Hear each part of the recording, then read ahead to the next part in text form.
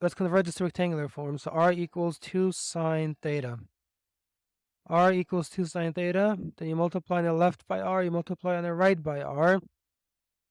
That's going to give you r squared equals 2r sine theta.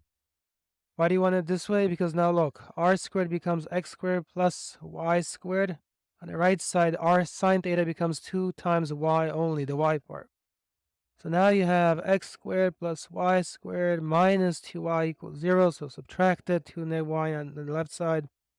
That's going to give you here x squared plus y minus 1 quantity squared minus 1 squared equals 0. So completing the square on the part with y. That's going to give you x squared plus y minus 1 quantity squared equals 1. So that's going to give you then x minus 0 squared. Where's the 0 coming from? It's equivalent to just writing x, but you need to see that for the x-coordinate of the center. It's going to be plus y minus 1 quantity squared equals 1 squared. So with this, the center is now the following: 0, 1. Positive, not negative. So it's a circle of radius 1 right there. And it's a circle because the coefficients of x minus 0 squared is 1 and the coefficient on y minus 1 is squared. They're not written, but you got to see them in your brain.